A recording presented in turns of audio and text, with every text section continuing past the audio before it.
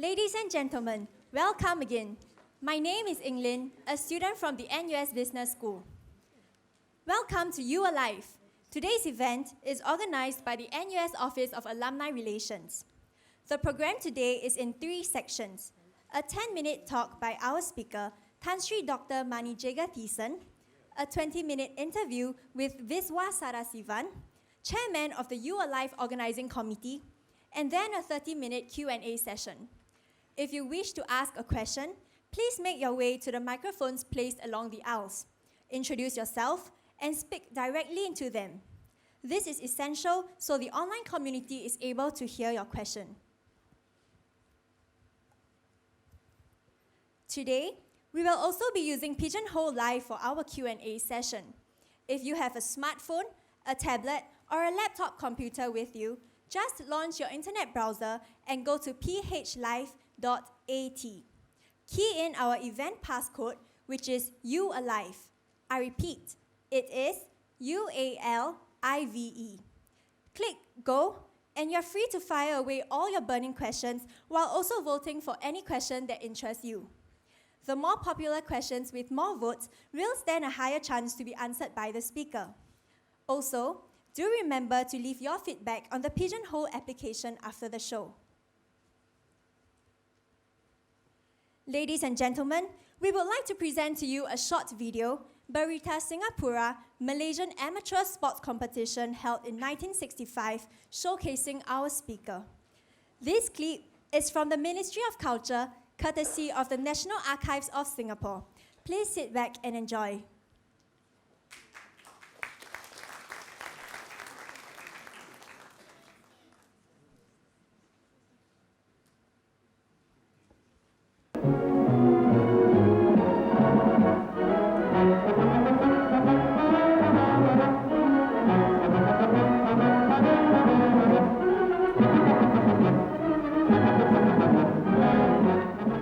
Following speeches of welcome, His Majesty declared the championships open. The leaders of all the competing teams were presented to the King, who gave each of them a souvenir of the championship.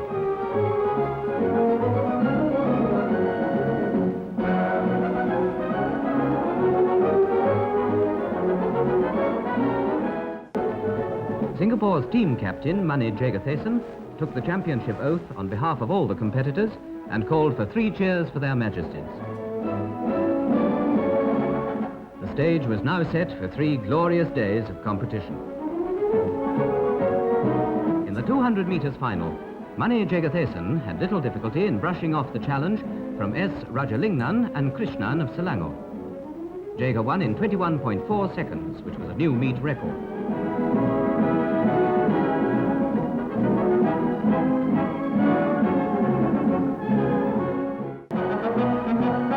The 100 meters for men, and it was Olympic sprinter Mani Jegathesan in a time of 10.7 seconds.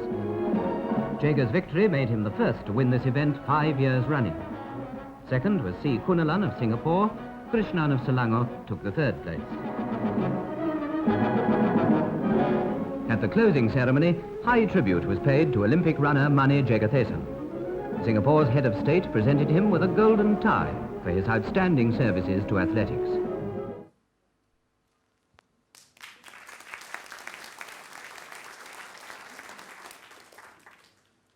I would like to invite Mr. C. Kunalan up on stage to say a few words about our speaker. Mr. C. Kunalan had competed alongside Tan Sri Dr. Mani Jegathesan in their younger years. Mr. C. Kunalan, a retired Singaporean sprinter, relay runner, former footballer and educator, is widely regarded as one of Singapore's greatest athletes. Mr. Kunalan, please. Thank you. Thank you very much for giving me these few minutes to talk about Jega. I want to start with this newspaper report. It says here, Kunalan and his arch rival, Malaysia's Mani Jegathesan, at one time Asia's 2 fastest men, could tell their story here. And he went on to say that the 2 sprinters would be the perfect role models to spread the Olympic values of excellence, friendship, and respect. Well, let me talk a little bit about these 2 fastest men. This was the 1966 Asian Games 100-meter finals. We had gone through the heats and the semi-finals, and the next day was the finals. We went to the warm-up track, we warmed up, politely waved to each other, went into the stadium, the starter calls, Kaute, Rawang, bang, the gun goes off, and I'm in front. In those days, I was a very fast starter. I was short, so you can start very fast. At 50 meters, I was leading. At 70 meters, I was leading. 90 meters, I was leading. 95 meters, I was leading, but I could hear runners coming close. And then the race was over. And then the judges had to decide who is first, who is second, who is third. Is it A. Jega or Kunalan or Ijima from Japan? Well, the rule says whose torso is nearest the finishing line. And, well, they draw a line like this. The torso is the shoulder and chest. And so the judges decided that it was Jega's torso which was in front. And this is the results at the prize presentation. Jega won the Asian Games gold medal by 0.01 seconds. But that's not the point. The point is this. What was our relationship at this high level of competition? This was an article written in 2007. When the National Stadium was going to close, various people were interviewed about their experiences. And this was an interview with Dr. Jega, 41 years after that 66 Asian Games. And this is what he said. Kunalan and I shared a very strong rivalry during our competitive days, but we were friends off the track and still remain good friends to this day. And that's why I'm invited here today. And whenever Jega comes, he will give me a call. And then he will, if I have a time or if he has a time, we'll meet up. So this was when he was the doctor in charge of dope control at the Asian Youth Games when we hosted it for the first time. He gave me a call, I went down, we met, he took out his camera and took this picture.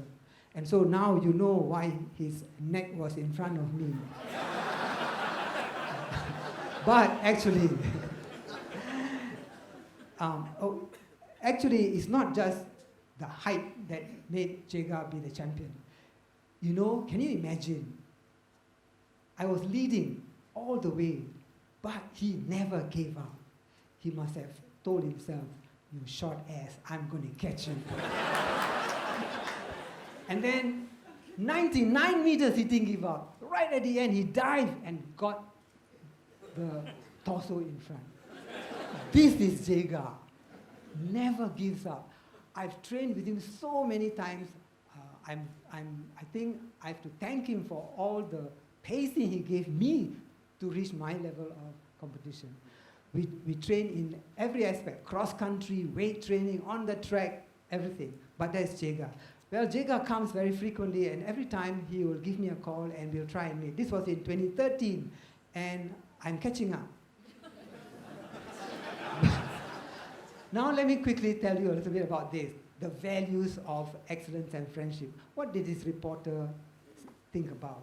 Well, this excellence and respect and friendship has something to do with the Olympics, Olympic values and so on. Started by this Baron Pierre de Coubertin he was the one who started the International Olympic Committee, and this was in 1894. He was the one who started these rings, and he was the one who introduced this word Olympism, and that was in 1914, 100 years ago. And not many people have heard of this word. And yet, a few years ago, they started giving people an award for Olympism. And so, this is the award. It says this. This is the award, and I know Jega also received this award. When I Googled, there he was. Dr. M. Jegathesan was named as the recipient of the International Olympic Committee's trophy for promotion of Olympism. And I was also given this award for Olympism. I don't have my name was not listed, was not put on the placard, but I do have a witness. And more importantly is this, what is this Olympism about? Olympism says to build a better world through sport. Well, can you really do it through sport? I thought I should show Jega this article because it was from a principal from ACSI.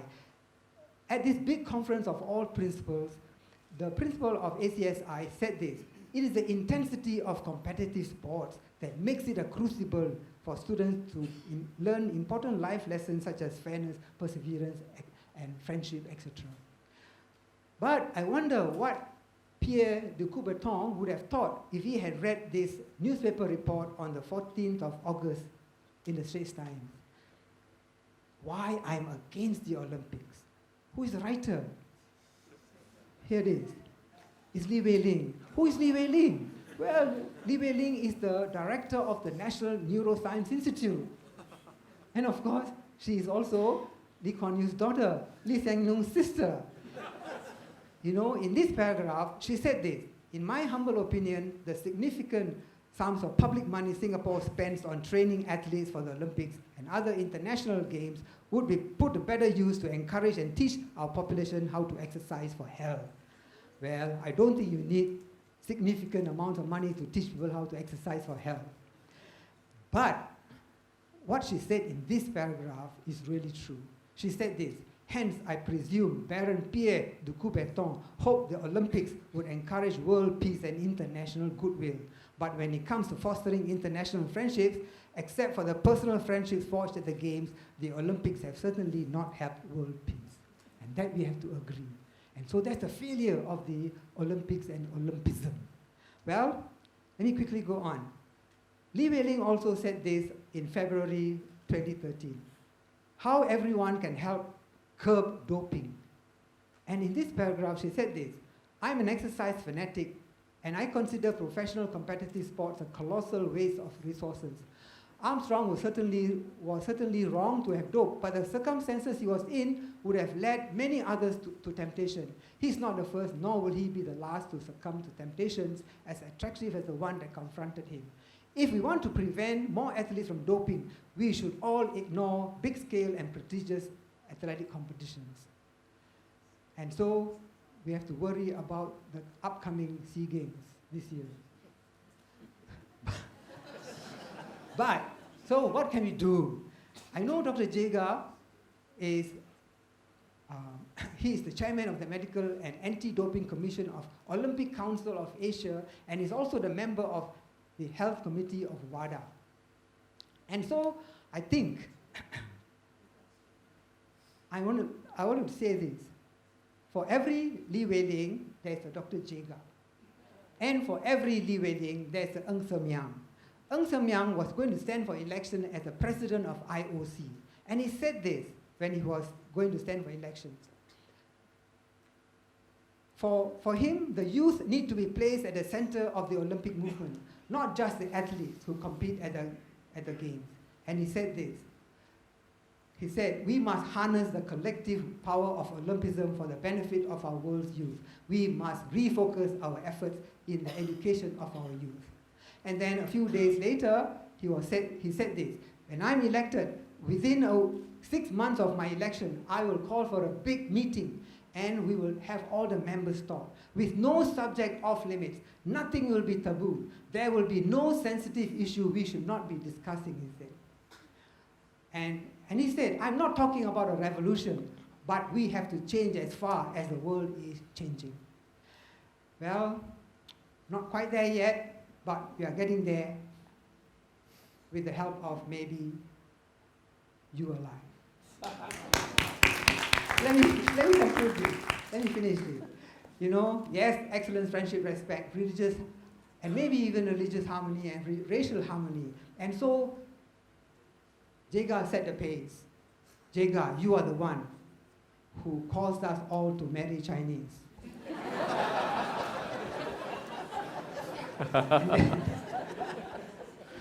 You know, whenever Jega, after this picture was taken, Jega used to say, hey, my hair is like Nelson Mandela.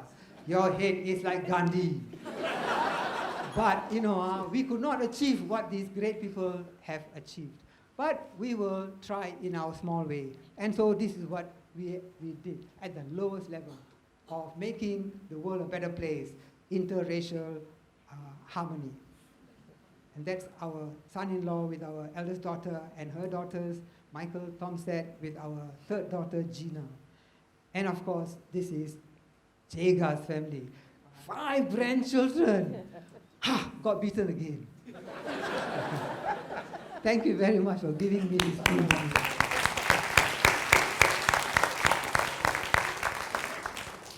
Thank you, Mr. C. Kunalan. Please remain on stage. We will now invite our You Alive speaker, Tan Sri Dr. Mani Jegathesan, on stage. Dr. Jegathesan, please.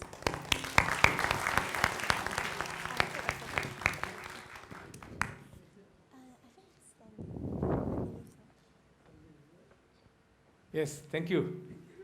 So anyway, it took 90, you went for the 90 meters, I'll now try to peep you at the finish. Thank you, Mr. C. Kunalan. Okay, thanks.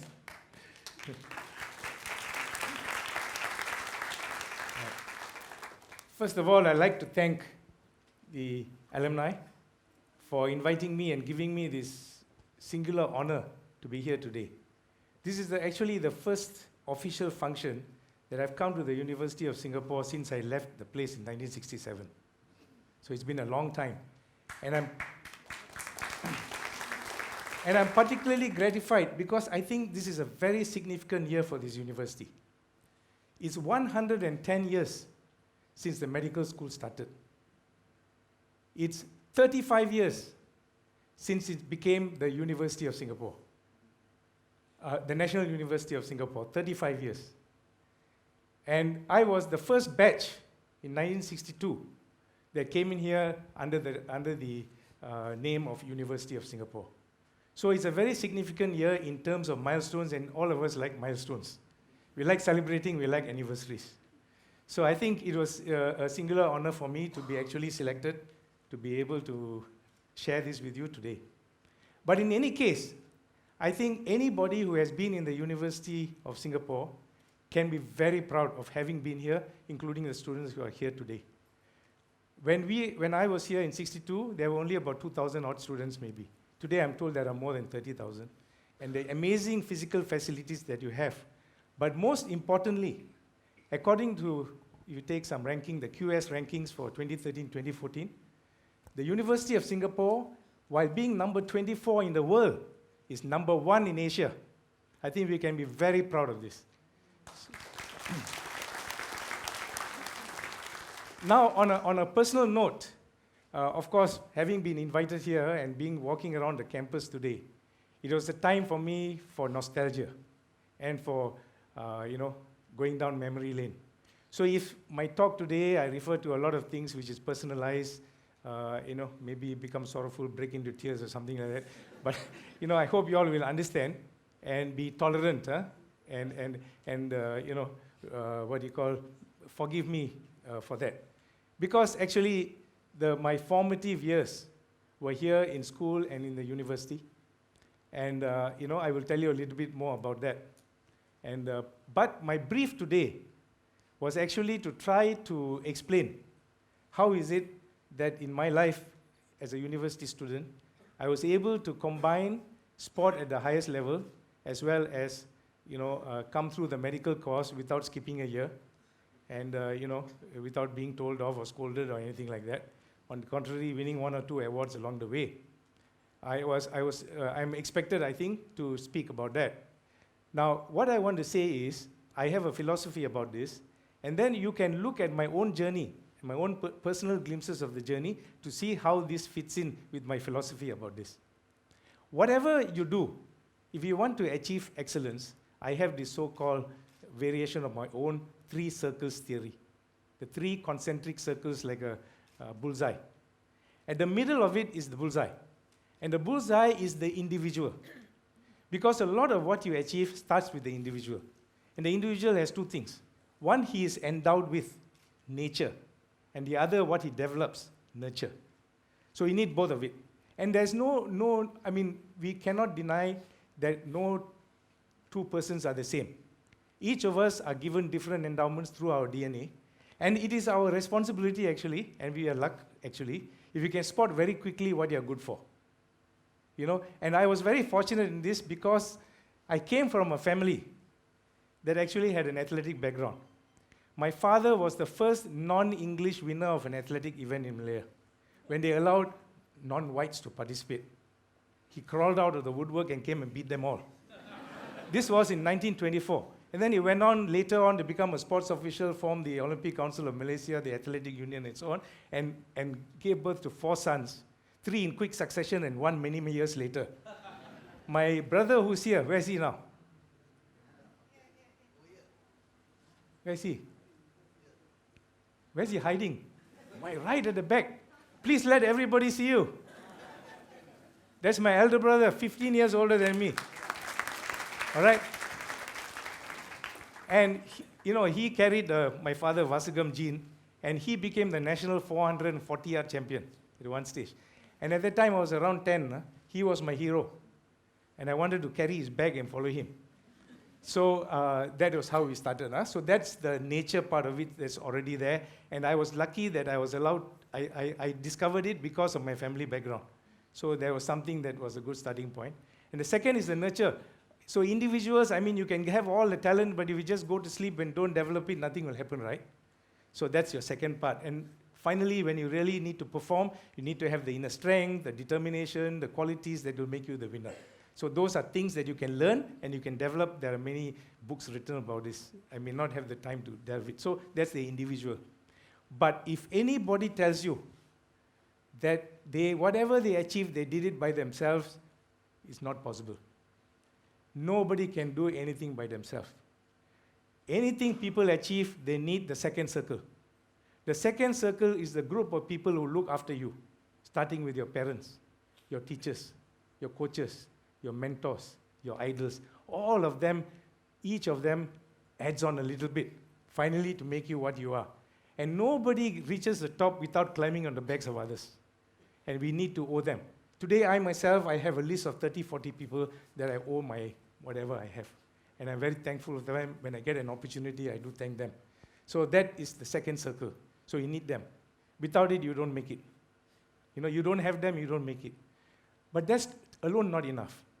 Then you need the third circle. This is the hardest to understand. This third circle is what I call the social determinants of success. This is where we talk about the enabling environment. We talk about the values that you imbibe, values that will give you inner strength, that will give you the factor X, that when you are caught in a difficult time, you will know that how to summon it through your subconscious to let you win. So these are things that don't come overnight or taught by a coach or in a course. It's something you develop since childhood, what the environment teaches you, values and so on. Why is it sometimes, you can see certain athletes from certain countries, they never lose. They can be down, but they never give up because from the earliest days, they've been told that they are great, that they are winners and they're going to win. So these are the 3 circles. All right, so keep this at the back of your mind when I tell you my story a little bit. So the inner circle, you understand. So what I learned later is how to use this talent, and I was lucky. Now, a little bit of history. I was born in Kuala Kangsar, studied in Kuala Lumpur, and as I said, my family, I was a late starter. 14 years after my brother, and then 4 of them within 4 or 5 years. So I was a little baby in the family. And so when I was 12 years old and my sister was 20 years older than me, got married, my father decided to send me here to Singapore because he thought she can control me more than my aging mother. Because apparently I was slightly uncontrollable. So anyway, I got packed off to Singapore. In those days, very easy. You just climb on a night train, no passports, no immigration, nothing. You just come. Everybody just comes. Going back, very severe customs. Even handkerchiefs, you got to pay duty. but no immigration either. So when I turned up here, my sister, of course, she was happy to have me, and my brother-in-law, I thank him because he took me in like his elder son.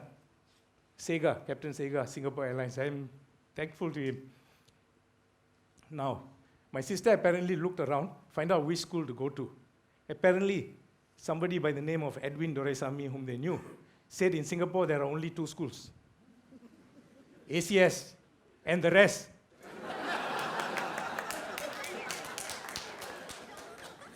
Okay. So that's how I went to ACS. All right.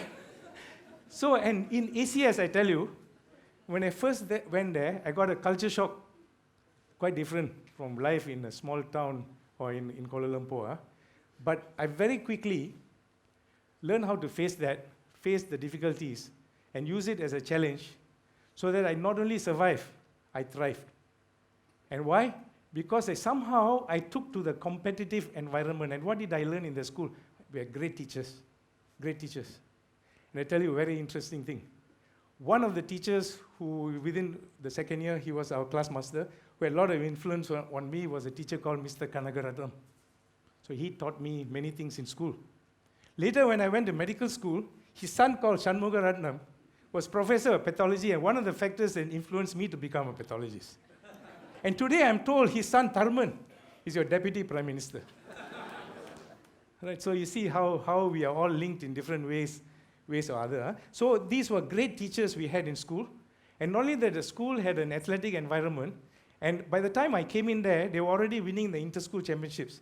And later, when I started to contribute this, and when we won for 7 years in a row, somebody got fed up, scrapped the inter-school championships, and started inter-district. I mean, Bukit Timah versus Geylang kind of thing. So anyway, that's a story. But in school, in ACS, I took up the challenge, and I learned how to combine these two things because I already had this athletic talent. And the teachers in ACS were very keen to develop it for me. They had great sports teachers, people like Tan Suliat, Chan Chin Bok.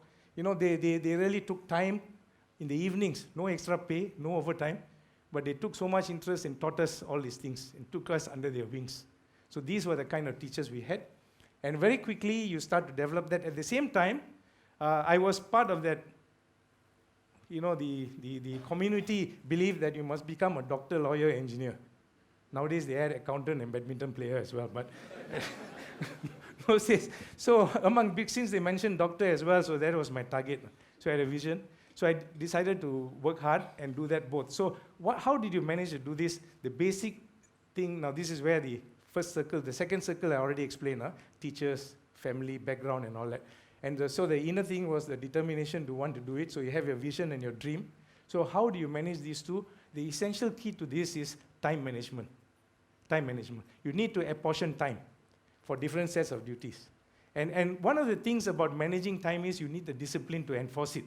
And most importantly, one word that you must learn how to use all the time, the word called no. You must know how to, it's very easy to say yes. Come, let's go for a movie, yes. Let's go and have fun, yes. It's very hard to say no, but the no is the most important word in time management. You must know. And the second thing about good time management is what I call control engagement. Control engagement means even before you start a task, you allocate a time to it. Otherwise, you'll go on and on. For instance, if you got to make this speech, I allocated certain amount of time for this and no more. Because I follow the Pareto principle, 80% is good enough. You all won't know the difference. I don't have to be a perfectionist. All right, so you control your time, so that way you get by control engagement. The next one is always try to do things in a balanced way. Balanced way. Balance meaning that you have a balanced life. At the same time, you make your sacrifices. Later, I'll mention that. So you decide to apportion time, and that doesn't mean you don't do things that you like to do. You can, but in moderation. The thing about eating and sinning is about moderation and in portion size. Even if you sin modestly. You don't have to be excessive. And you can have a full life. I never missed any of the serious things in university either. I studied hard, I trained hard, but I still went on dates. I went on the ratio of 1 movie for 5 library sittings. My girlfriends had to follow that. Okay, so anyway, that was how you organize your time. So these are some of the ingredients. Now, nothing comes free. Nothing comes free. You have to pay a price. So what is the price you pay for this? And I'm still paying. And sometimes, at the time when you're doing, you don't know that you're paying a price. When you come to the twilight years, when you sit down, you write your own report card, you realize that out of 10 subjects, you got 4 or 5 F9s. All right, so what was it? What was the sacrifice? Sacrifice was that as you went along the journey, although you enjoyed the journey, you are always hurrying along, In fact, I'm still hurrying. The hurrying part you cannot change. Somebody describes me as a person, even if I don't know where I'm going, I like to get there first. So while I'm doing that, I miss a lot of opportunities. Miss opportunities. So today, I feel very humbled to be invited here because I'm really, I ran 100 meters well. I beat this guy, for instance. Won the Asian title. And at the same time became a doctor, became a director of an institute for a while, and so on. I was always an employee, either by government or other agencies or private hospitals or whatever it is, always an employee. I never built huge monuments to society, or I was neither a mover or shaker. I may shake a bit now and then, but I hardly move anything. So very modest actually, very modest life, but essentially quite satisfying. But so that's the price you pay, all right? So and also one of the things that you neglect doing is because you are so stingy with your time, you don't develop so much of camaraderie and so on. So at the end of the day, you may not have so many close friends or close relatives, which you feel as you grow older, but that was the price you paid. So everything comes with a price. At the end of the thing, when you write your report card, you sit down and say, was it worth it? Well, that's for people to judge, people to judge. So I think essentially, I just wanted to send you these messages. But most importantly, I want to reiterate again, I came to Singapore at the age of 12. And this place made me. I'm so grateful to the school because the school taught me everything, not just how to get knowledge, but it taught me values which have stood me until this day. Because these were the people who taught these values in school. They taught me the values of integrity, honesty, accountability. I cannot shake that off, right through to this day, and I'm very grateful for that. And it taught me how to manage, time and life. Came to university. At that time, this university was the only medical school for Malaya and Singapore. And we had the best teachers. They were the moguls of medicine at that time, just post the colonial era. Not many people here, I see some who would have been there, who during our school days, we actually stood up to God Save the Queen, Yes, some of you are here. We all stood up every Friday or something, God Save the Queen, and then, the Union Jack will go up. How many remember? I was at 14, I was there at the birth of Malaya in Kuala Lumpur, when Tunku Abdul Rahman shouted Merdeka so many times, so it was a moving moment. I was also here at the birth of Singapore in 1965, when Mr. Lee Kuan Yew came on TV in a different stance. And what is interesting is that was just 2 days after the TV clip you saw. That clip you saw was August 7th, 1965. The National Championships of Malaysia. Singapore was the host, and I was a resident of Singapore, and Singapore is a state of Malaysia. So I represented Singapore, and they made me captain, and I took the oath. So that's the link. 2 days later, Singapore separated. All right? And so this is part of history. Some of us were there, so it means a lot to us. It touches a chord. So with that, I will now, stop for a while. I'm sure Viswa will have something more to say.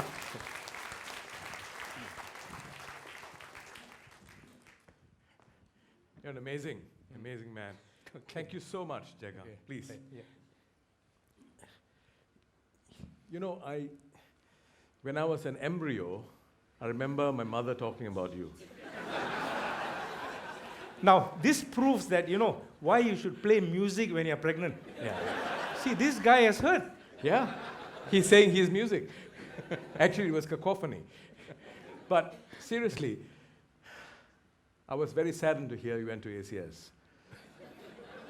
If ACS can actually reorganize a person to be what he is, can you imagine if he went to RI? Well, as you said, in life, you can't win everything. So it was your loss, but you gained... You know what my friend told me? He said every man, my friend, not me. Yeah, your friend. My friend told me, every man waits for his ideal woman. In the meantime, he gets married. In Singapore, we call it damn chim. But on a more serious note. Yeah. Not that I wasn't serious just now. It's a more serious note. How did you feel, Jaga, at that point when you went for the Malaysia Games in KL 2 days before independence, being captain of the Singapore team, winning the accolades, and I remember the beautiful Heather Marican. Phew, I had a massive crush on her, but that was after I was born.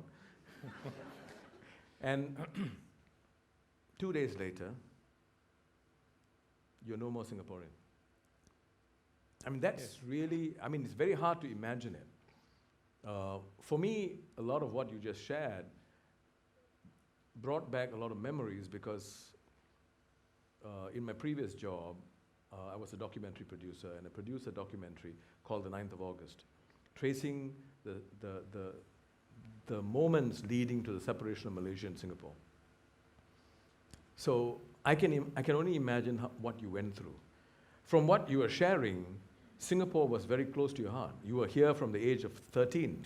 12. You know, you only did your primary school in Malaysia. The rest of your life, your growing up days was here. How did you feel on the 9th of August? Well, I think, issues like this, like when a country separates or when a country becomes independent, affects the globe in two facets, in the macro as well as micro. Yeah. So while the macro geopolitics will immediately change in terms of, alignments, sovereignty, and so on, that's the broader picture, bigger picture. But immediately, any such thing touches individuals in very different ways. Whether it was the partition of India and Pakistan in 1947, or any other political decisions that are made in drawing boards, it touches individual lives. Families are separated, people have to change homes, mass movements of people do take place, and so on. So these are things that are part of mankind's history. Yeah. So we just learn how to adapt with them as best as we can because they were not in our control. But then after that, we just sort of, one of the things we learn is when you feel shaken up about something, you find the best situation out of it and move on. So you just find a way to move on. So and accept this. The first step is one of acceptance when there's something that you didn't expect. And then after that, you learn how to adjust and make the best of the decisions you make. So what you're saying also is there are other things that can actually transcend these boundaries and borders that are man-made. Yes, certainly. It's a very complex... Friendship. I mean, yes. Kunalan, the way Kunalan spoke about you, I could see he was controlling his tears, Gandhi, yeah? The man never cries. Never Even cries. after he lost, he never cried. Yeah. I cried when I won. All I can say is the two of you are Indian. But the point that Kunalan made about friendship, I think that came through very strongly. And I can see that friendship means a lot to you. Yeah. When you said at the end, towards the end of your delivery, that there are trade-offs, and when you talked about not having that many friends and family that's close, or relatives that's close to you, I could hear your voice crack a little bit. Can you tell me why? Yeah, basically, like I said, as you're rushing, when we are through your important years of your life, when you're doing things and chasing things and following your discipline, following everything according to prescribed plans, you tend to, everything has a price, so tend to neglect areas. And you are not aware of it at that time. But it comes a time when, as I said, as you approach your twilight years, you get a bit more time to sit down and reflect. And what I say is report card writing time. Yeah. So when you write your report card, all the time you thought you're a 9A student, But when you write this report card and you go through all the different facets of your life, you say, my God, I got 4 F9s. All right? Areas you neglected. What were the 4? What are the 4? I think we'll talk about it another time. Okay. But, This I mean, is the Ella. point, no, the point is Yeah. that, nobody can have a perfect life.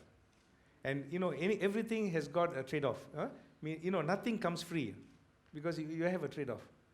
And something has to give. So it's all a matter of how we manage our lives, how we prioritize it, and what we expect out of it. I got a way of describing this, not my own, but I just pick it up.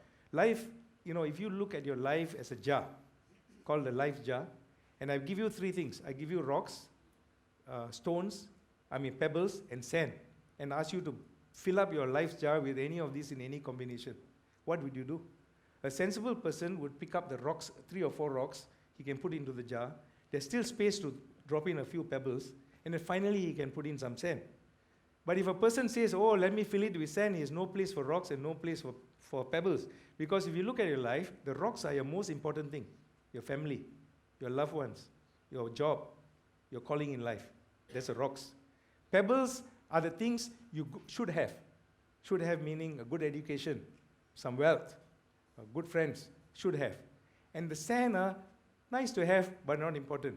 Seeing movies all the time, having more than one girlfriend, so all those things. So if somebody only looks for those things and fill up their life jar with that, where do they have the place for the rocks and the pebbles?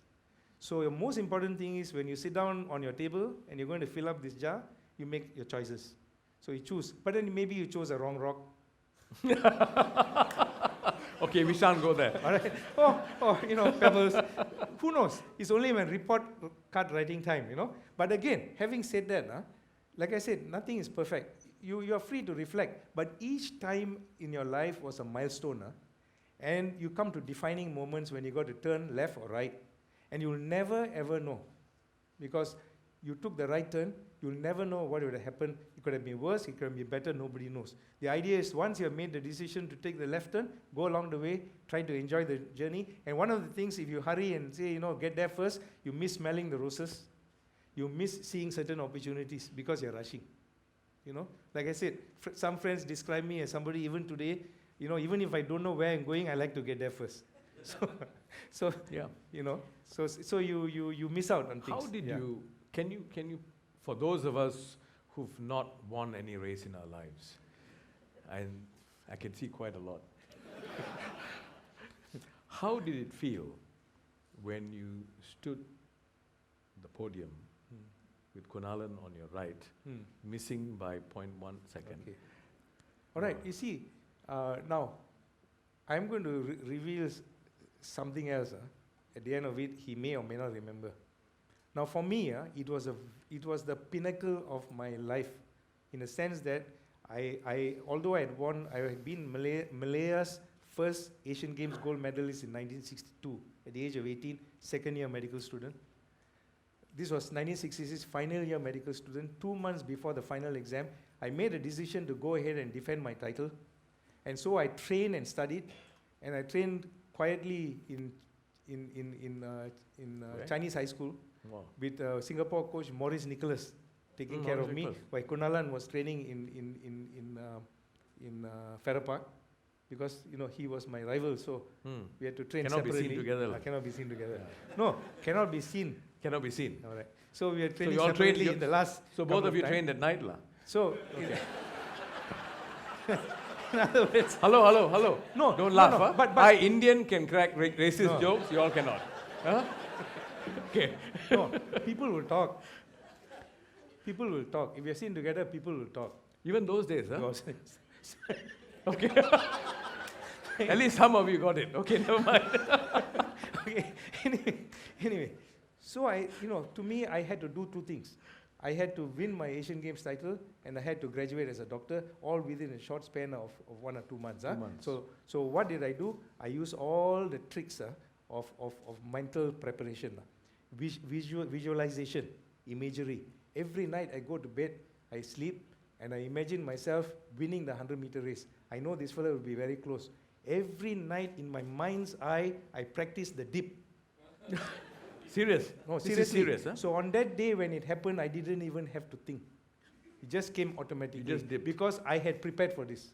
And this is the power of visual imagery and auto-suggestion and repetition in your mind. We use all these techniques. Self-motivation, what you call auto-suggestion and so on. These are all part and parcel of the game. Yeah. So we use all of this, And that is how you prepare for yourself. You don't just say, it doesn't matter if I win or lose. I mean, you're there to win. Yes. And you have to prepare yourself not just physically. Mentally, you must always feel yourself the winner. And in the same way, For my final MBBS exam, every night after these Asian Games, I'm thinking of passing the exam without any difficulty, and I go to sleep thinking, you know what I'm thinking? I see myself in an air-conditioned room with my name plate outside, Dr. M. Jegathesan, MBBS, Singapore. Wow. Picture every night.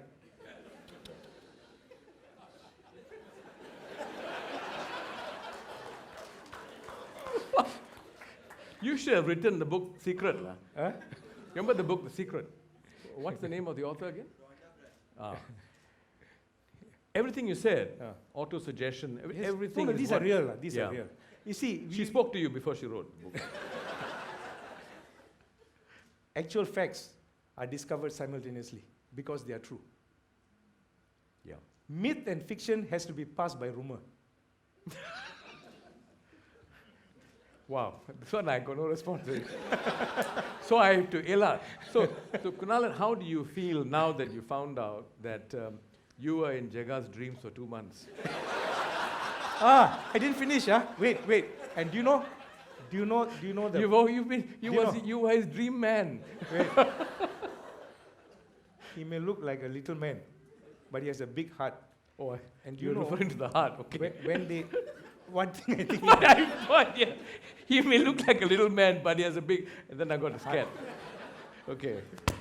We are a civilized society, Singapore. Huh? We don't use this kind of As soon as the results imagery. came out, for a few minutes we were all, uncertainty. Nobody knew who had won, waiting for the photo finish discovery and so on. So we are quietly... And then, as Norman Siebel, a famous writer, says, as he watched us, he says, stark rivals, Jega and Kunalan, I quote from the Straits Times, Jega and Kunalan were now united in their uncertainty. Wow. While waiting for the result. And when the result came and announced, of course, I do the usual triple hoop and all that, wave to the crowd, Wow. and so on. And among the crowd was the then Deputy Prime Minister of Malaya, Tun Abdul Razak, sitting up there. Oh, So wave Najib's to him. father. Yes, yeah.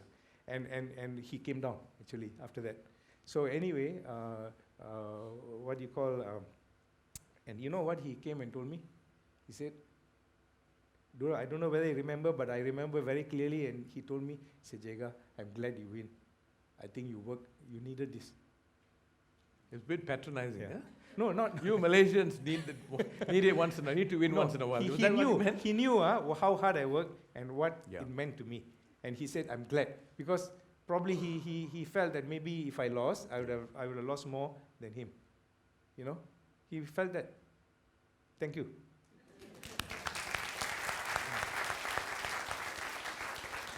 So I don't know whether he actually held back or not. I think he did.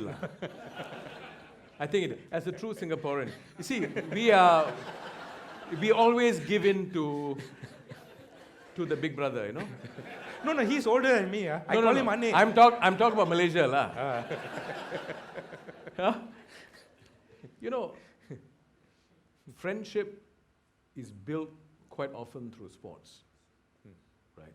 Among the many things. Among the many the things. positive aspects of sports. Yeah. So what happens to a society where sports, you feel, is not sufficiently emphasized? Let me now tell you something very sad about RI, my What? alma mater. Huh? When I was in school in RI, Mr. Philip Liao was our principal, and I remember in the hockey team when we were in secondary 2, we lost to SJI. And he came to class and he told us, I'm sure you will win it back next year. And for him, we worked very hard and we won it the next year. I was very saddened to find out that many years later, and the best soccer teams in Singapore, best hockey teams in Singapore, were RI, SGI. Both schools scrapped soccer. We were shocked. We went back, spoke to the principal, what happened, as old boys, and we were told that they scrapped soccer because there was no ROI, exact words, no returns on investment. Because apparently there was an understanding that if you don't win the gold medal, national gold medal, at least once in 3 years, it's not worth pursuing. And it was a very sad moment because the spirit of sports is about fighting hard when you are the underdog. So sometimes it makes me wonder, sometimes the desire to win actually makes you lose in this context. I mean, here it's the desire to win that is actually making you lose. This is from the point of view of the decision maker, not the player. Yeah, So but I'm using it as a metaphor. Yeah, sure, I know. But what I mean is it was not the player's decision, No. So this was an administrative decision for whatever reasons. Yeah. And then, of course, the players, they pay the price. Yeah. But then that is the wisdom or otherwise of the people who made the decision. Yeah. So similarly today, governments and countries make decisions on how much of investment to put into sport, and depends on how they view it, Sports has changed a lot since that 1966. Yes. We were absolutely complete amateurs. Yeah. We were totally without any financial support. And if we had taken $10 US, anything more than $10 US, we would have been suspended as a daily allowance. Wow. That was a strict amateur rule enforced by people like Avery Brundage and all that. And so we came up in the era where sports was a hobby. Yes. And it was only a hobby. And any satisfaction we derived from it was just from the sheer prowess of having done something well, broken a record, winning a race or something like that. At best that you ever received was congratulatory telegrams. And I have got congratulatory telegrams from Prime Ministers of Malaya, Tunku Abdul Rahman, Tun Abdul Razak later, yes, and some ministers. So that is the height of their accolade and recognition. And a couple of years later, when the honors list for the rulers come, yes, you may be considered, for an award. So that was the most that an amateur got. That was most that an amateur got. Even in those days, they didn't even have sports scholarship. In 1962, when I was applying to the University of Singapore to do medicine, and I knew from my results I will get it, I also, because of my sporting prowess, I had a place in the university in US, because the US is looking, and they gave me a sports scholarship. My father said no. He was afraid I'll marry an American girl. So what happened? I stayed in Singapore. What happened? Marry a Chinese girl. But you told me that you came here on scholarship, right? Yes, FMS. FMS. You all know what FMS is? Father-mother scholarship. Talking about father-mother, I was told that your birth was a mistake. You told me. You want to share that story? My brother is there. He was mistaken for a cyst. No. What happened, four of them, my four siblings, and, my mother thought she's done a fair share. 14 years later was Japanese time, and during that time, there was a lot of fear, panic, malnutrition, and so on. So my mother, stopped having her periods, and after a little while, apparently had some swelling in the tummy. So she went to the hospital run by Japanese doctors in Kuala Kangsar. And apparently, my first birth certificate is in Japanese, by the way. Oh, wow. And apparently, he examined her. Those days, they didn't have all the sophisticated equipment. He said, I think you have an ovarian cyst. I got no time to operate now. I give you a date, 1 month, you go home and come back. So she went home, but the cyst started to kick in 2 or 3 weeks' time.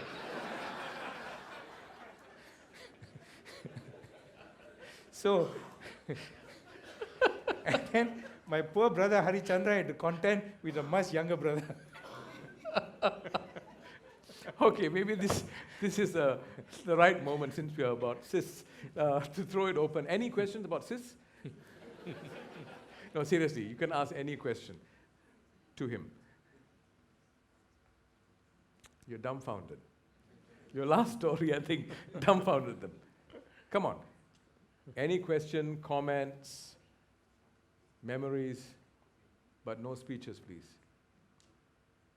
Mahin, come to the mic. See, tonight is the night for mamas. Mahin was my senior in RI. He was a long-distance runner. He still keeps trim. We forgive Try you for to, this try to. RI thing, but carry on. They don't pay us well here, so I can't afford to eat too much as well. Dr. Jagal, you are the flying doctor. I believe you ran with a flying Sikh. Milka, can you tell us a bit of the experience? Okay. Thank you. Now this flying doctor business, I didn't call myself, And actually they have a flying doctor program in the rural Australia as well as parts of Malaya and Sabah, where they actually doctors fly in small aeroplanes and treat people, but I don't know. But anyway, I got his name. So it somehow seems to stick. Now the flying Sikh is Milka Singh. All right. Yeah. Now Milka Singh was again one time my idol and hero. Because when I went as a 16-year-old boy to the Rome Olympics first time, as a Form 6 ACS boy, I went to my first Olympics. I was totally overawed. My first overseas trip to Europe, it took 3-4 days to get there, in propeller planes and all that. And in any case, once having arrived there, it was a fantastic experience for a 16-year-old boy to be immersed in the Olympics. And I went to the 400 meters, and I was quite terrified and got eliminated in the first round. But in my heat was this chap called Milka Singh, who won the heat and went on to challenge the best. And in fact, he was, at that time, he missed the bronze medal, he got fourth. But he was the fastest Asian in 400 meters. And also at other meets, he has beaten some of these Americans and so on. So he was the biggest 400 meter idol. So in 1962, when he was starting to fade, because he was 4 or 5 years ahead of our time. His best years were in 1960, 61. So 62, he has already seen the best days. And so when he came to the Asian Games, he entered for 2 events because he was also the Asian record holder of the 200 meters, having won the 200 meters in Tokyo, the previous games. So he wanted to defend his titles. So when he came, everybody was expecting him to win, but somebody went and told him that there's this 18-year-old youngster from Malaysia who's trying to claim, your throne, So, of course, there were some press statements, and he said, okay, this guy is so young, he's got a lot of time to go, he'll learn and all that, So I kept very quiet. I'm still very quiet, as you know. I can tell, yeah. So anyway, I kept very quiet, and when the race came, actually, he in the end, he ended up fourth. Others, not just me, others beat him, and he was quite taken aback, and actually after that, he retired. But that doesn't detract from him the fact that at one time he was Asia's greatest 400-meter runner. Wow. And in world class, giving the Americans a run for their money. He was a legend in his own time. But that is sports. You move on and then the next crop comes. So that's sports. Nobody lasts there forever. So the thing is, one of my teachers once taught me, and I always remembered this. It is better to be half an hour early than 5 minutes late in whatever you do. So the same thing with sporting prowess. When you think that your time, you got your best and time, you must choose the time to go. And I did. When I retired in 1968, I chose the time, and for 8 years, I was unbeaten in Asia. I retired unbeaten. If I had continued just because I want to go for another Asian Games, why not one free trip and all that, somebody would have come and beaten you. And they'd only remember the last race. People remember that. Yes. So you must choose your time. My economic wizards or great share players tell me the same thing. You must know when to buy a share and when to sell, apparently. So I think not only you only don't think of entry, you must have your exit plan as well. So whether it's a job, whether it's a post, you must know when it's time to go. Because that's the very nature of humanity. There's a time to come and a time to go.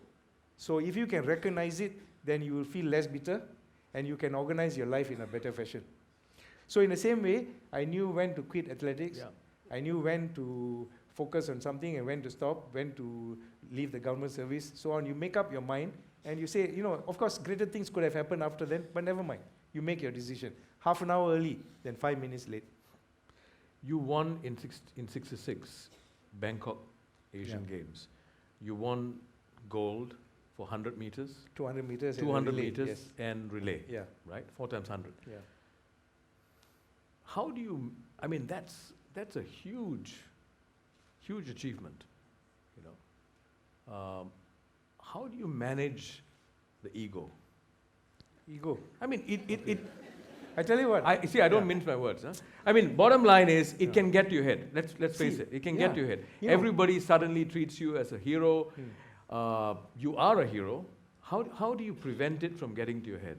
You know, somehow, I mean, many friends tell me, I don't know, I tend to be corrected, but, you know, I've never been, you know, I never felt, what do you call, arrogant or anything like that, even today, because I think, you know, frankly speaking, I'm still very humble, I think, because basically, power and wealth makes you arrogant. Nah? I have neither.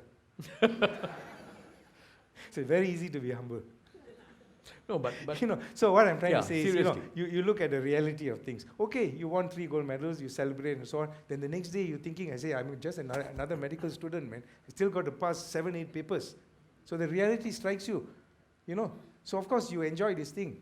But at the same time, you realize reality hits you and say, look, better get back to reality. And then, you know, don't walk around, strut around, you know. I mean, nobody is going to give you extra marks for strutting around. Yeah. They want to know that you actually diagnose the long case and the short case. And got your answers right. So you get quickly drawn back to reality, you know. Yeah. We've got several questions coming from, by the way, this is webcast live to the entire student community as well as to several universities around the world. This program is webcast live. So we've got questions coming in on this gadget called Pigeonhole. So I'm going to put out one of these questions. So it reads, today talents usually don't dare to commit themselves strongly to their sports due to school pressure. How to convince them that sport can be an achievement by itself, that it's worth the sacrifice? Okay. Now we are talking of 2 separate tracks. The first one is, you know, if you look at sports today, there are 3 mega trends. The 3 mega trends in sports today is, number 1 is professionalization. The number 2 is the industrialization of sports. In other words, it's big business. And the third is the governmentalization of sport because governments want in. Yes. Because it gives them the image, the thing. So these are the 3 mega trends which didn't exist before. So if you are going to look at these 3 mega trends, if you just decided to be a sportsman alone, you have a great place in any of these. The only catch is, very few make it to the top. It's like this. If you have a class of 120 medical students and they all pass, of course you'll have the Nobel Prize winner there maybe, but you'll also have the happy GP who's making a good living. All 120 of them, short of, you know, accidents or bad health or something, would make a decent living. All 120. But if you picked 120 fellas and put them in a 100-meter school, only one guy is going to be the champ. Only one guy is going to be sponsored by Yonex or Adidas or anybody, get the $1 million bucks. You know, the sporting world is unforgiving of the loser. So you need to really, to live and survive in sport, you need to be at the best. But having said that, there's graded rewards you get. You may get $1 million bucks for being world champion, maybe 200,000 for being Asian champion, so it's still not bad. So, you know, so you can decide to be a full-time sports professional if you want. But that should not preclude from somebody still aspiring to be the sportsman athlete, which means that, I mean the student sportsman, which means that there's nothing wrong with being a student, wanting a professional career and still enjoying sport to the level that you yourself predetermine. And if you determine that you have the talent to be a world champion, that is not impossible to qualify as a doctor, lawyer, engineer, accountant, whatever you want, and still practice your sport. You may have to do a bit of engineering, meaning that you may not finish it in the 5 years that you wanted to do. Nothing wrong with that. You can spend extra 2-3 years and still achieve this because it can be tailored. Now, we didn't have that luxury. But today, the school systems, the university systems in enlightened places do allow these things to be able to adjust it, that you can do both. But what is it that a sportsman would have that a non-sportsman won't at the end of the day? I mean, what are the qualities? Well, first of all, like I said, the world is competitive. But in other areas of competition, it's not so visible. This is the most visible form of competition where you are judged so openly by everybody, and it puts a lot of pressure on you. And if you can take this pressure, you can take a lot of pressure in other things. So it sort of builds up your inner resilience. Yes, your resilience. It builds up your ability to take success.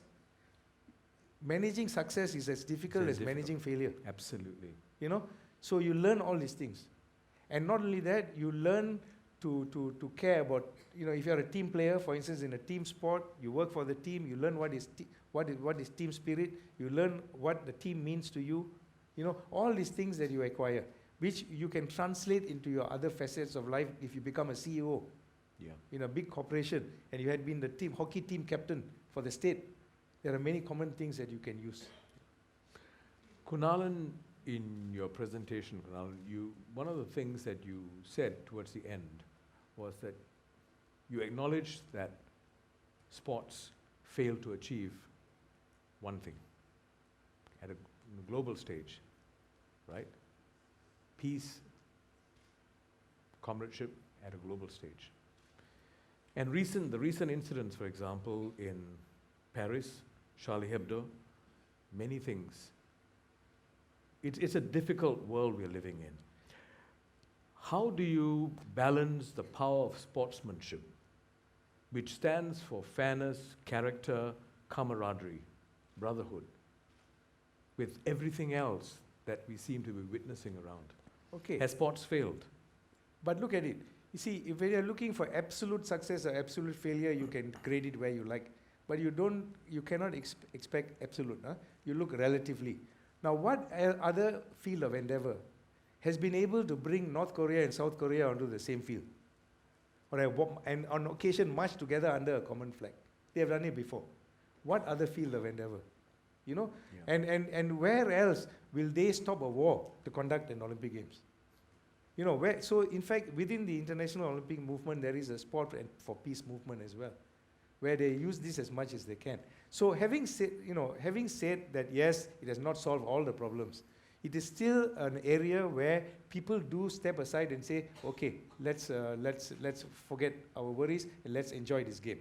And when the Olympic Games are held, the world is basically stops doing other things for a while. Yeah. Or the World Cup football, everybody is focused on it, and other things go to a backstage. So sports has this movement. And even talking nationally, what other field of endeavor do you have the whole population cheering your champion, irrespective of which community he belonged to? He's, for that moment, your countryman. Yes. And carrying your flag.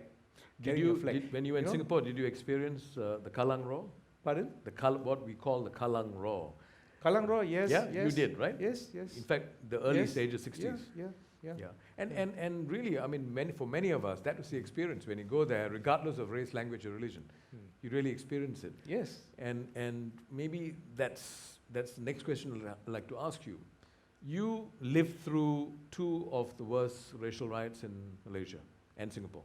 Mm-hmm. When you were in Singapore, you experienced the 64 riots. Yes.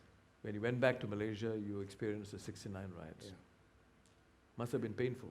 Of course, like I said, that every country, every society has got its ups and downs. So these are some things that are part of history, and at that time it happens. Some paid the ultimate price. Yeah. Some died, others survived. So the survivors learn lessons, and hopefully the lessons will make you a better person, a better community. The world has been milestoned by such things from the time history is written, from the rise and fall of empires, from the rise and fall of dictators. So it's the evolution that takes place, and I would like to believe that at any point we are better off than we were once before. So every 2 steps we take forward, yes, we may have to take a step backwards, but the idea is we still keep going forward. Thank you. It was never one straight line. Any question from the floor? We have time for one last question. Yes, please.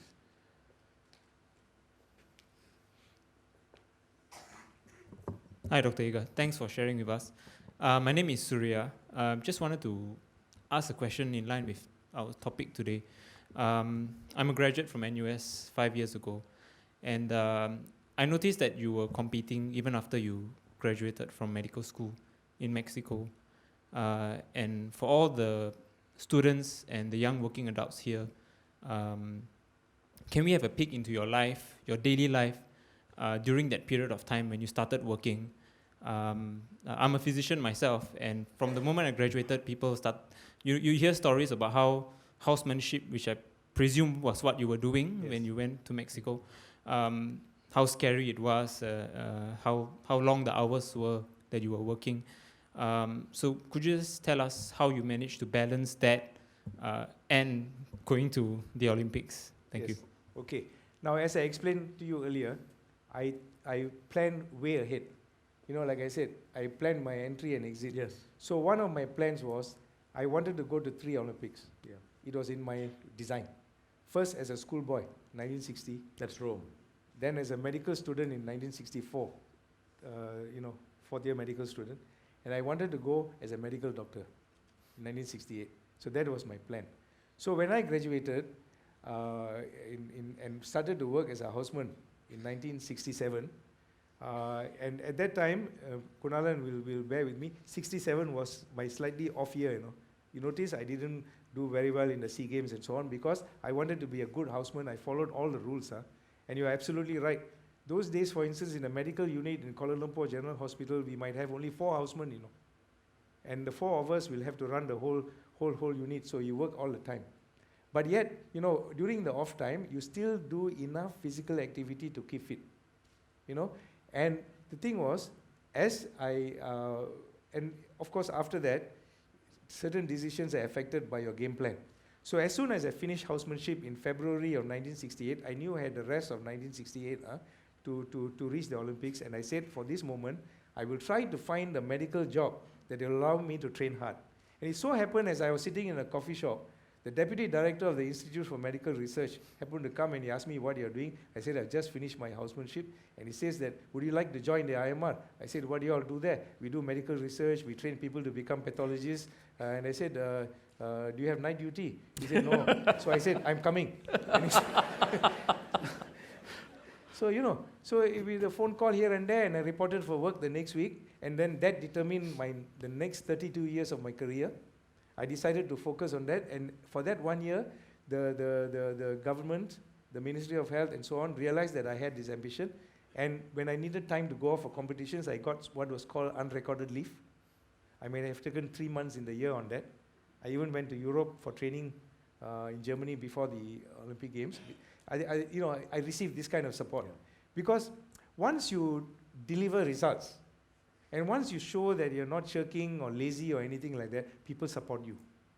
You earn that support. And I got that support. So I was able to deliver, and in return, sharp at the final race of it, I announced my retirement.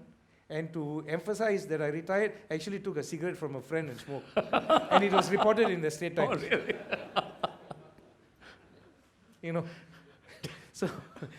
So then I focused on getting my specialist qualifications and so on, and within a number of years, I became a specialist at a very young age, went on to become head of department, and in a couple of years after that, I became director of the institute.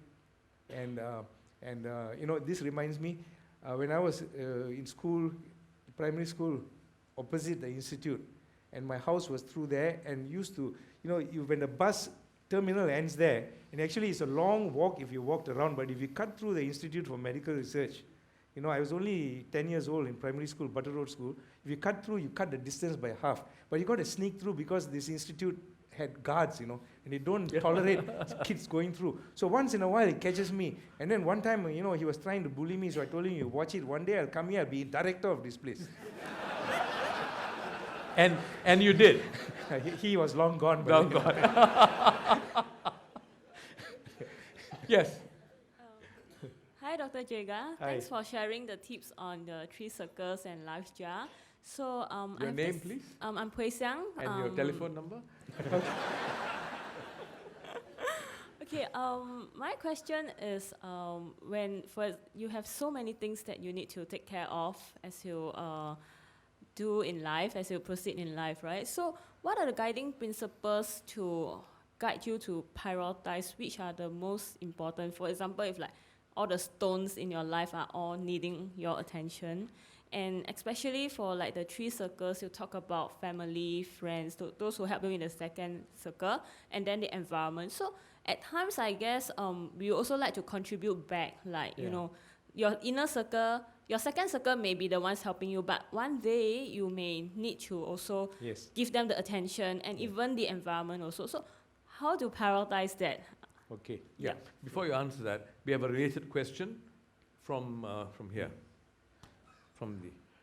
Which of the 4 Ds, dedication, determination, direction, or discipline, were the hardest for you to attain? If you could answer both questions at the same time. Okay. Now I will address her question first. You see, now, what you're talking about is decision making. You know, when you're challenged with priorities and you got to, it's a decision making process. You can make decisions one of 2 ways. Either by analysis, careful analysis, or by instinct. Now, instinct is a very powerful tool. And best decisions are sometimes made by instinct. Why? Because when you make a decision by instinct, it summons all your built-up experience, wisdom, knowledge which you have accumulated, especially from the third circle, which you have put there, all your things, your values and so on. Now, if you try to analyze things and put A, B, C, D and so on, you end up with paralysis. So often, you rely on instinct. Not every time you get it right, but your instinct is your best friend. And to get a reliable instinct is what you build up throughout your life, especially the third circle, where you build up your values, your observations, your wisdom, and so on. So that when you make this decision, so when you're confronted with a decision to make choice of priorities, you decide quickly based on instinct and then follow that through. What is important is follow up and follow through. And you don't give up on it, because in the end it may work. But yes, you do fail sometimes. Nobody can go on forever without failing now and then. But you know how to quickly bounce back. So that is how, I hope I have answered your question. So you use your instinct in making your decision as to, and where does this instinct come from? From all your education, your upbringing, everything you built up throughout your life, so that when challenged with a moment like this where you have to make a hard decision, all your resources are put together and something comes out. There's a famous expression that people say, if you can't decide, go to sleep on it. In the morning it will come. Yeah. Yeah, it's because you're gone to sleep on it and say, come, let me just leave it to my subconscious, and I'll get an answer in the morning. Doesn't it work? I'm sure it worked for some of you. And you got to trust it. And you got to trust it. You got to have faith in it. Yeah. A lot of it is about faith. So perhaps if I missed out something, you can repeat parts of it I missed out. I'd be happy to pick that up. Now coming to these 4, they are all linked. So what you need is, the first one is direction. You need to know where you want to go, so that Alice in Wonderland apparently said, if you don't know where you're going, any road can take you there. So actually, so you really need to know. And then so having your direction is where you have got to create your visions and your goals. And then you need your determination to actually see through this plan. All right? Yeah. And you must focus. The next thing is focus. That's where the dedication comes in. Yes, you can do 100 things, but you must decide the prioritization. So once you have decided, you have to focus, and that's where the dedication, okay, for the next 2 years, I'll dedicate to this. Like I said, my housemanship, okay, put the sports at the background. I'll dedicate to being a respected houseman, so that people will recognize that I'm a good doctor and I have no difficulty getting a job. That was my primary interest, because I wanted to impress the people who judge a houseman, that I'm not shirking. I came with a name as an athlete, but I'm not trying to run away. They couldn't have caught me. That's a great line. Give him a big hand. So as a good athlete, you say, when in doubt, run. Right.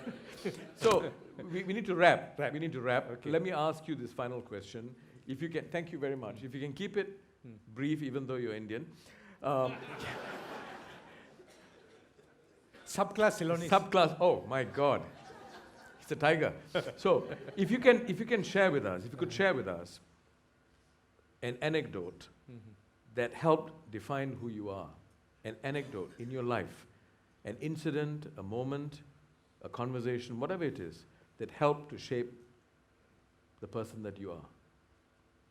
It's a tough one. You know, there was a See, I time. always want the upper hand.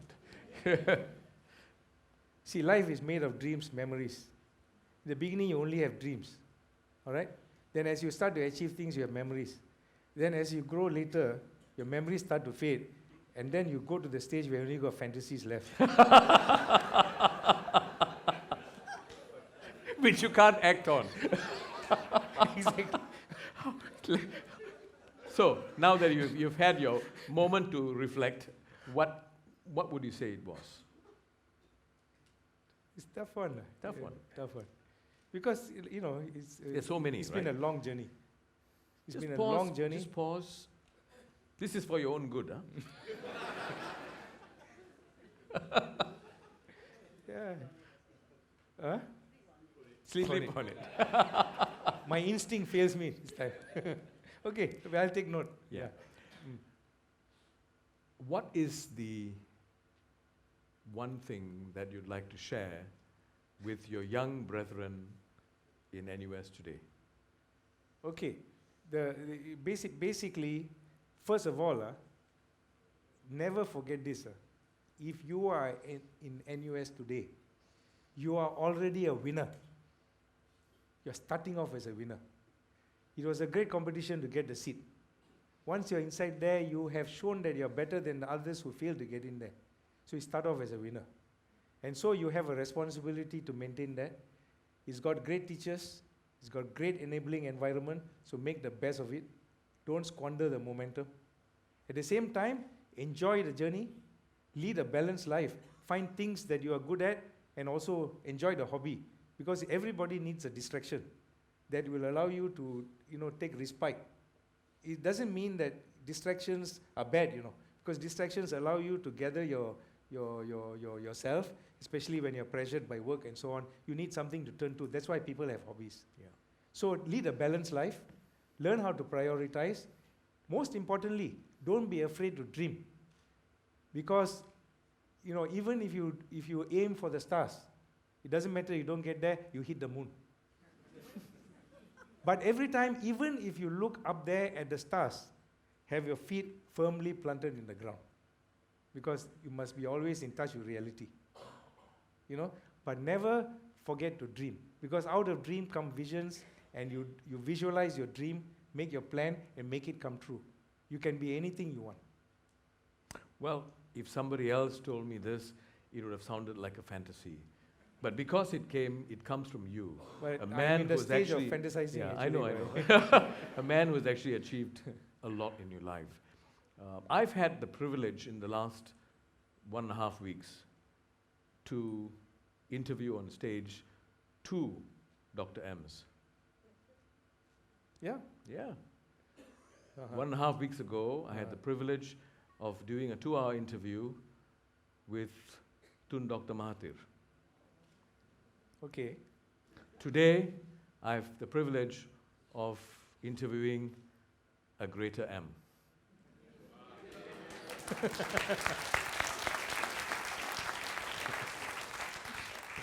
You see, in my view, both of you are great achievers. One of you is more true to yourself. I let you decide who that is. I must say that it's a singular honor to have the opportunity to sit here, to meet you, to sit here, to talk to you, a legend. And it's a double whammy to have Kunalan, another great hero of mine, to be here. I'm truly humbled by your presence. I'm sure all of us are. And we are very proud to call you one of us. Ladies and gentlemen, Dr. M. Jegathesan. Thank you. Thanks.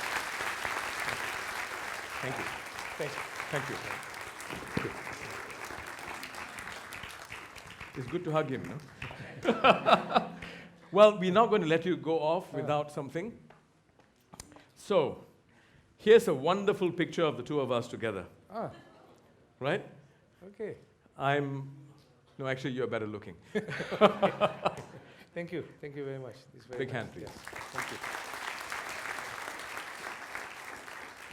Well, let me hold that for you.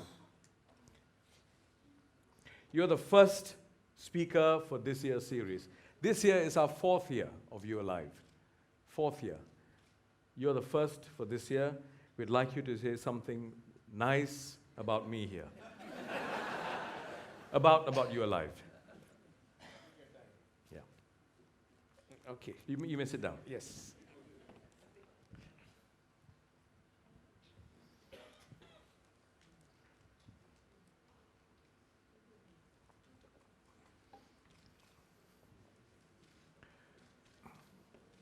So while he was doing that, let me tell you who the speaker for February is. His name is Jack Sim. Jack Sim is Mr. Toilet. Jack Sim is the founder and president of World Toilet Federation. And I tell you, I'm a great fan of Jack Sim because he went on to become one of the key advisors of the World Economic Forum in Davos. He has dedicated the last 20 years of his life to making the world a much better place to squat or sit in. But it's an amazing person, and by the way, he was featured in a full-length documentary on National Geographic Channel. So it's with great pleasure that I'd like to present to you next month Jack Sim. You should try and come. I think he's writing a long story, a novel, huh? You'll have to read it yourself because I can't read doctor's handwriting.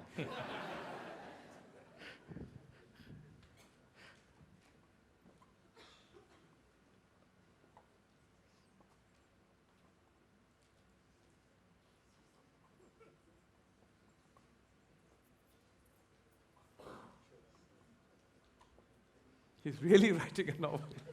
Well, that's what you told me.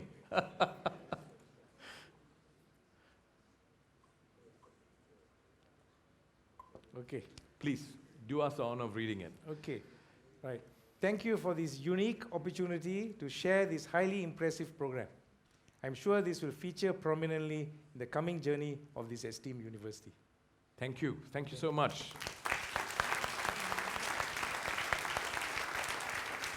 Shall we now proceed for some refreshments? And you may take selfies with Dr. Jaga. Thank you. Okay, man. Thank you Yeah. so much. Okay. You want to remove your microphone? Yeah, that's right.